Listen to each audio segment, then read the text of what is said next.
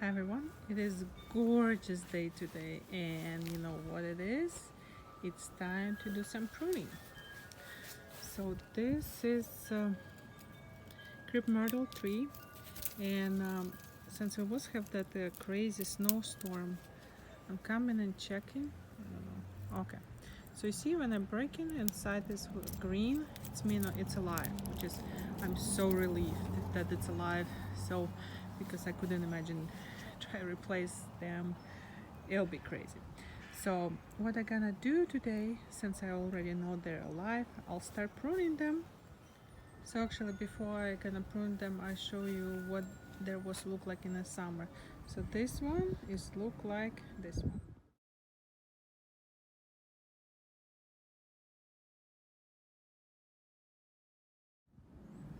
This one is one of my favorites because its color is look like a gum hooba booba pink. I love it.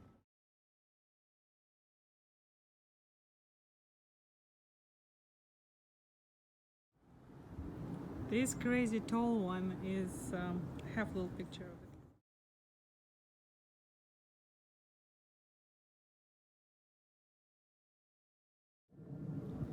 And these three remains, there are the same. Here's a picture of them.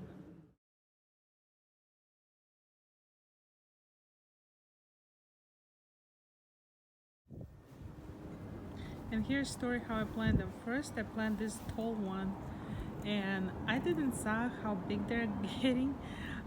So I planted, and I'm like, oh wow, it's growing so fast. And then I was thinking, okay, so I guess I can plant another ones. I didn't pay attention that all other ones has different growing kind of how much they grow over the year. It's crazy. Like this guy started from this point and up, which is about 6-8 feet. It's growing in 1 year. Rest of it, they're growing only 1 to 2 feet. But this guy, oh my gosh. So yes, this big one I gonna will trim right here, just like I did year before. And these smaller guys, I'll just trim them. I'll show you how to. Okay, so let me show you this branch. So this is branch, and this is where I was pruned last year. So you can see all this, it was grow over last year.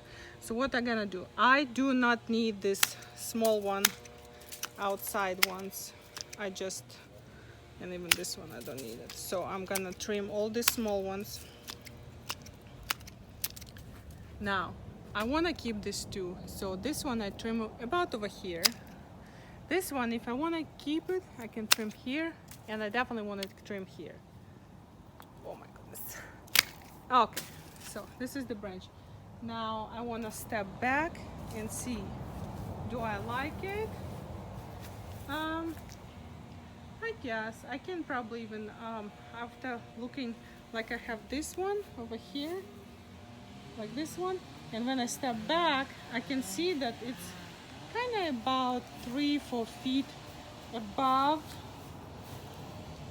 3-4 feet above my fence, and I don't want to really have that, because whole idea of this hedge, Crape Myrtle, is to have kind of privacy from my neighbors. So what I'm gonna do, I'm gonna bring down, so that's why we have about only 1 foot from the top of a fence. I have wonderful neighbors, but sometimes you still want to have some privacy. So I'm gonna bring all those down about same height. This branch is, I was cut it here, and you see how many it's have extra growths in 1 year. So this Crape Myrtle is very bushy. So what I want to cut out, I want to cut out everything that is small branches and leave kind of only strong ones. And I cut about half a foot. All this is an old one. I mean, not old one, last year. I don't need it. And I'll finish rest of it.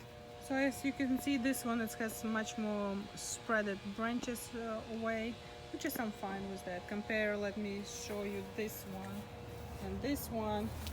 It has kind of almost straight branches, which is it will be bush out too, but not as much as previous one. So now this one, it's turned to do. So this I will cut right here. Now possibility is two choices. I can cut underneath, those kind of like my husband call cut fingers, or above them. So some branches I probably cut below and some branches I cut above. But for this one I need electric saw because I don't want to do with hand saw. So I'll show you results later. So this is what it will look like. You can see those young ones, small ones, they're much smaller size. The older one I left a little bit taller. So what I did, it's called murder, Crape Myrtle. So I cut on two techniques. One, I cut like this, it's just sharp, you see. So from that branch, young branches will come, but much later compared to the one my husband calling these cut fingers. You see, look like cut fingers. So from those branches it will go much faster, and you leave about yay size. I could live longer, but I don't want longer because it's already long. So yeah, I done this big one. My goodness, I have so much energy on this. Now, do I feel bad? Yes, every year I feel bad, but this is what a lot of us here doing in the south. In the north, I know gardeners cut elderberry bushes.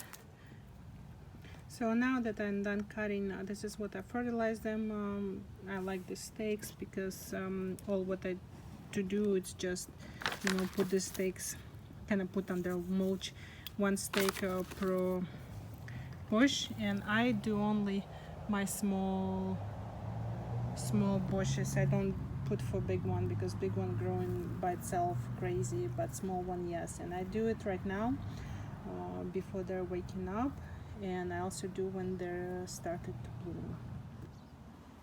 Yeah, so this is clearly my mistake. If I was purchased at the same time all these ones, because this one, big one, it's old type, and old type growing. So what I find out, Crape Myrtle is counted as a multi-trunk second story trees. So basically they're growing like a 2 stories, and all their flowers is up all the way on top. So this is old variety. The smaller one that I have, this is more new one variety, more updated. So growers try to make them much smaller size, and so they don't grow so fast. Oh well, my kind of option is to cut like this every year or dig it all the way out. And when I see trunks on the bottom of it, I don't really want to dig that out. It's a huge trunks, like look at my hand, like, oh my gosh, no, I don't want to dig it out. So that's why I'm cutting every year. Well, that's it for today. Thank you for watching my video, and see you next time. Bye.